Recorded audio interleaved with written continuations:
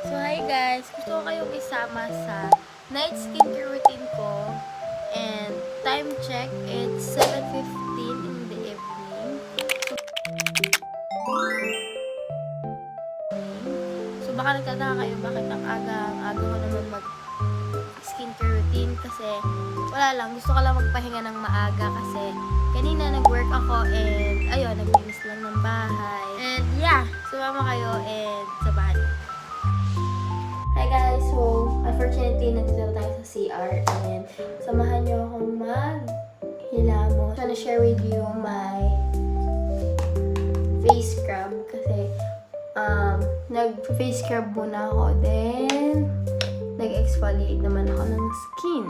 Ito, which is this Shea Eureka. And yung scrub naman ay Megan from Fresh and Bright. So, ma-scrub muna tayo ng face. As you can see guys, meron siyang parang meron siyang maliliit na below. So, parang yun yung nag-exfoliate.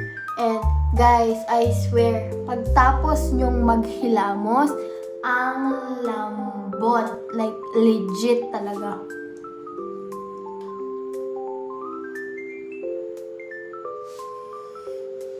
Then, let's rinse it. So, you can see, nabasa na yung damit ko. And next is this exfoliating gel from Shea Eureka. Herbal Extract Brightening Exfoliating Gel. So, hindi lang siya nakakapag-hydrate ng skin, nakakapag-brighten, smooth, purify din siya, and nakakapag-down din siya ng pores. So, ayan, let's try this Shea Eureka na exfoliating gel. So, ayan yung niya, consistency niya. Para siyang, nata. And, yan, let's go.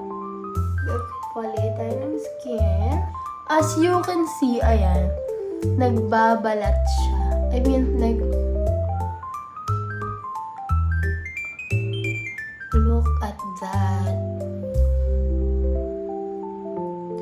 So, ayan. Move forward na tayo. Punta na tayo sa kwarto. I-rinse lang natin to and let's do our skincare routine. So, guys, nandito na tayo sa kwarto. Back again. Baka, guys, you are wondering bakit nagpalit ako ng damit. Wala na siya. Nagpalit na ako. And, yeah. First thing we need to do is we need to wipe our face kasi nga basa siya. Ang cotton tissue ko ay from Duha. Ilalagay ko na lang yung link sa description. Suka tayo isa. And let's wipe our face.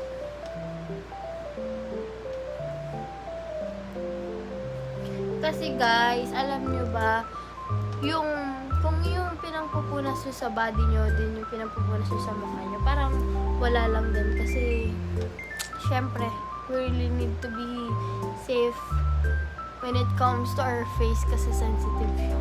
So, let's start our skincare routine. So, the first thing I use is this Duha Marine Pearl Revitalizing Glow Essence. Ayan, Duha again. And, maglagay na tayo sa ating face before putting some mask.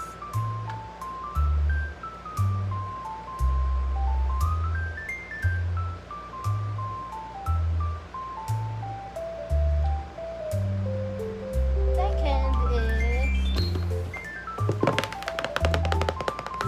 we're going to use our Duha mask. This one. Intense Hydrating Essence Mask with Japan imported hyaluronic acid by Vita Ferment Lysine. So, ayan. So, ayan. Kuha lang tayo ng isa kasi ayan siya. Kuha lang tayo ng isa. Nagagamitin natin. This one. Ang usage niya is na-cleanse na yung face natin. Ilagay na yung mask and keep to 20 to 30 minutes. And, yeah. Lagay na natin. Open natin. And is ganyan siya. But, put on your face because you just need to open like this. And open nyo lang siya ng ganyan. Like that.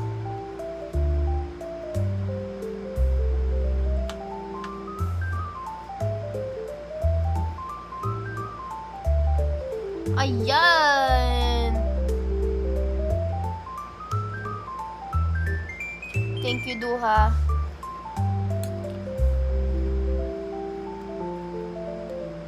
Thank you so much, Duha, for this. Alright. So much love from Duha, guys. Just don't forget to follow their socials. I'm going to put the link on the description box. O, diba nakailang practice pa? Lala, talaga. Let's take a picture.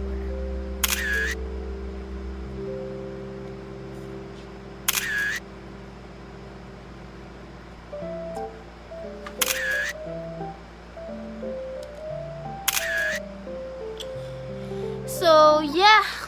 I'll be back. I'll be right back.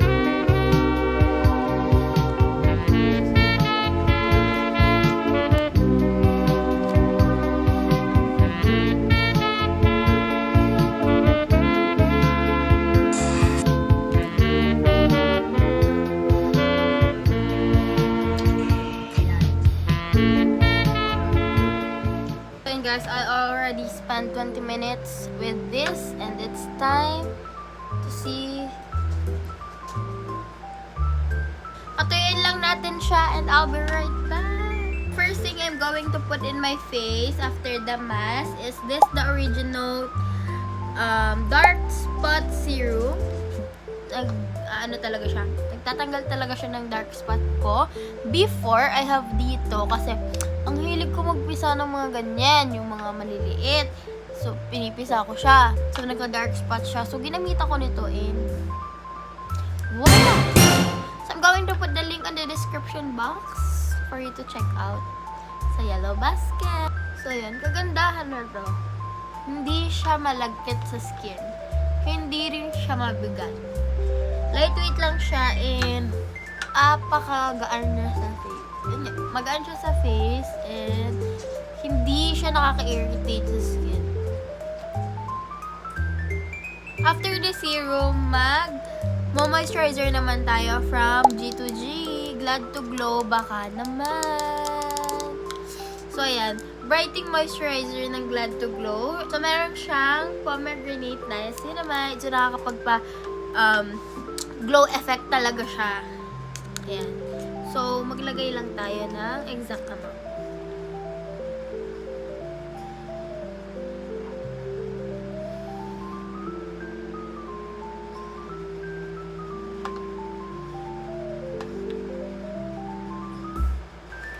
Kagandahan naman nitong moisturizer na to, guys. Alam niyo yung ibang moisturizer na parang ang bigat sa feeling. And ito, no heavy weight at all. And nakakapag-moisturize talaga siya ng face. And girl, ang laki ng binibigay nitong glow sa akin araw-araw. Like, pag nag-work ako, pumapasok ako sa work, ang glowing ng skin ko, kahit wala akong makeup. Sobrang ganda rin siya, pang-base sa makeup. Pero, mag-sunscreen kayo, guys. Don't forget.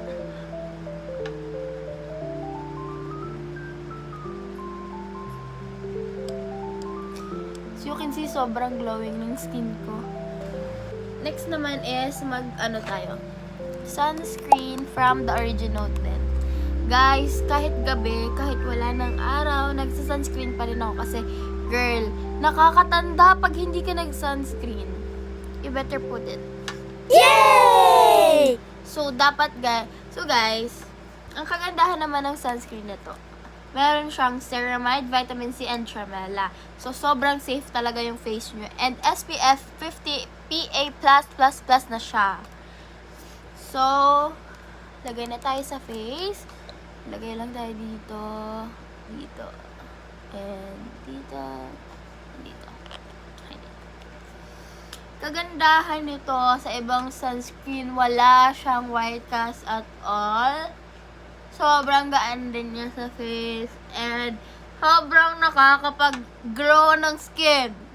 As in. Like, no joke, nakakapagpaglow talaga siya ng skin. And sobrang dami good reviews nito sa TikTok.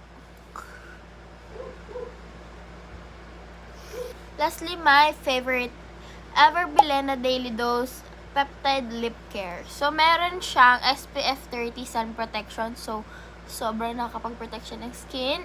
So, ayan. Ito naman yung consistency niya, guys. Ayan, di ba? Ganda. Kahit gabi na. Don't forget to put your lip gloss or lip balm. Kasi, para basta yung lip care,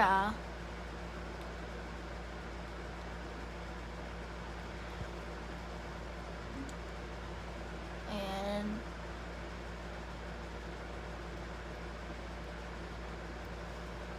Night skincare routine, and I see you guys to my next video. So, I think magsushoot ako ng a day in my life. But di ko pa alam kung kailan. But, yeah, singit ko lang to video ng skincare routine ko just for you guys. So, yan. Ililink ko na lang lahat ng nagamit ko dito sa description box. Time check. It's already 8:06 in the evening. 8:06 na, guys. So, yeah.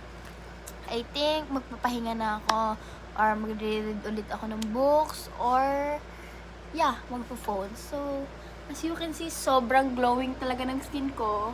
Sobrang glowing talaga. Sobrang glowing. Like,